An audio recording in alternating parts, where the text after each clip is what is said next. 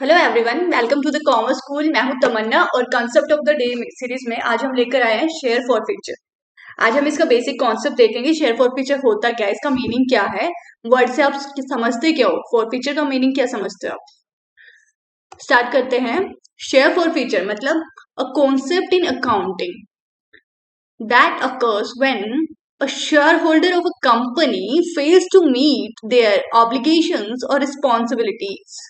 Share holder की responsibility क्या हो सकती है?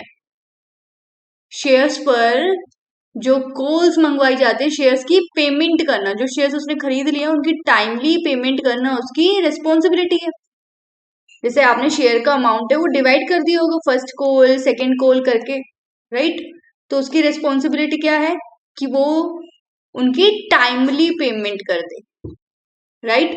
तो दीज ऑब्लिगेशंस आगे देखिए can include paying for the shares की पेमेंट करना फुल, और meeting certain share holder requirements, या और जो रिक्वायरमेंट्स होती हैं शेयर होल्डर से रिलेटेड क्या हो सकती हैं कि अटेंडिंग मीटिंग्स होती है कंपनी की वो अटेंड करना, और वोटिंग ऑन सर्टेन इश्यूज, या फिर जो वोटिंग होती है शेयर होल्डर को वोटिंग राइट्स मिलते हैं, इक्विटी शेयर होल्डर्स को मिलते हैं। तो आपको जब वोटिंग होती है कोई भी इश्यूज से रिलेटेड तो आपको मीटिंग में जाकर वोट करना है। फिर क्या होता है, फोरफीचर ऑफ शेयर्स क्या रहेगा, तो फोरफिट कब करते हैं, refers to the cancellation. Forfeiture का मतलब है cancellation of a share holders shares when that share holder fails to pay the required amount on allotment और any call within the specified period. यानी कि जब शेयर होल्डर है वो allotment या कोई और कॉल का पैसा नहीं देता है, कंपनी ने मंगवाया और उसने पेमेंट नहीं की, कंपनी आपको टाइम देती है कि हम अब फर्स्ट कॉल आपसे मंगवा रहे हैं और आपको पेमेंट करनी है, और अगर आप नहीं करते हो मतलब आप डिफॉल्ट कर रहे हो, अब पेमेंट को डिले कर दिया आपने, राइट? तो ये आपकी रिस्पॉन्सिबिलिटी कि आप टाइमली पेमेंट करो, आपने नहीं किया तो कंपनी क्या करेगी, शेयर्स को फॉरफीचर कर देगी, यानी कि कैंसिल कर देगी शेयर्स को कैंसिल कर देगी company.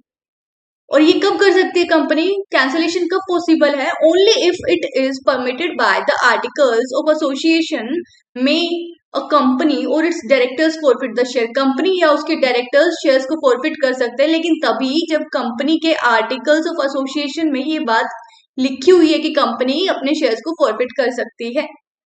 If articles of association is silent, अगर आर्टिकल्स ऑफ एसोसिएशन में ऐसा कुछ लिखा नहीं है तो फोरफीचर के बारे में कोई बात नहीं की गई अगर आर्टिकल्स के अंदर, तो company must give defaulting share holders a minimum of 14 days notice. अगर उसमें कोई जिक्र नहीं है कि अगर शेयर होल्डर्स पेमेंट नहीं करेंगे तो हम क्या करेंगे, अगर आर्टिकल्स में ये चीज पहले से मेंशन नहीं थी तो क्या करेगी कंपनी 14 डेज का नोटिस दे देगी शेयर होल्डर को, क्या कि pay the amount unpaid on shares within the with accrued interest there on, कि आप अपने इंटरेस्ट के साथ ये पैसा जो बकाया है आपने नहीं दिया, ये पैसा इंटरेस्ट के साथ हमें पेमेंट कर दो। 14 डेज का नोटिस दिया जाएगा कि 14 डेज के विद इन आप ये पैसा इंटरेस्ट के साथ पे कर दो।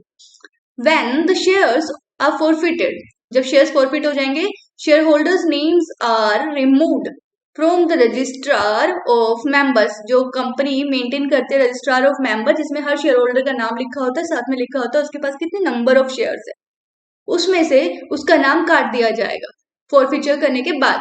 Furthermore the amount already paid by the defaulter share holder is retained by the company, और इसके साथ साथ जो पैसा आपने दे दिया होगा, फॉर एग्जाम्पल कंपनी ने का फर्स्ट कॉल नहीं दिया आपने, लेकिन आपने एप्लीकेशन मनी दे दी, अलॉटमेंट दे दिया, फर्स्ट कॉल नहीं दिया, आपके शेयर्स कैंसिल हो गए, कंपनी ने एप्लीकेशन और जो अलॉटमेंट का अमाउंट था वो फीचर में रख लिया, अब आपको पैसा वापस नहीं मिलेगा।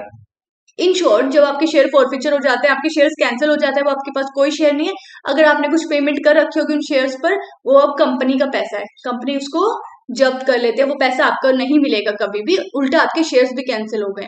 आगे accounting treatment of share forfeiture क्या रहेगा, involves cancellation of the shares on the companies books in the company's books and reduction of the shareholder equity account by the amount of forfeiture shares। Books में कैसे treatment होगा, company की books में उन shares को cancel कर दिया जाएगा, पहले वो शेयर कैपिटल क्रेडिट हुआ होगा, अब शेयर कैपिटल को डेबिट करके हम कैंसिल कर देंगे, साथ में क्या करेंगे, शेयर होल्डर का जो इक्विटी अकाउंट होगा उसमें से भी उस अमाउंट के शेयर्स को फॉरफिट करेंगे। Any amount paid by the defaulting share holder towards the forfeited shares is credited to share holders account, कोई भी अमाउंट जो फॉरफिटेड अमाउंट है शेयर होल्डर ने पे किया होगा, वो क्या होगा, शेयर होल्डर्स के अमाउंट से क्रेडिट कर दिया जाएगा, फॉरफिटेड शेयर फॉरफिचर में चला जाएगा and may be use to pay off any outstanding debts और टू द कंपनी। और कंपनी के कोई अगर डेट्स वगैरह होंगे जो भी होगा उसमें कंपनी उसको यूटिलाइज कर सकती है उस अमाउंट को। यहाँ से आपको शेयर फॉरफिचर का मीनिंग क्लियर हो गया होगा, आपको इसका ट्रीटमेंट समझ आया होगा। आज की क्लास में इतना ही, अब हम मिलेंगे नेक्स्ट क्लास में, तब तक के लिए बाय बाय।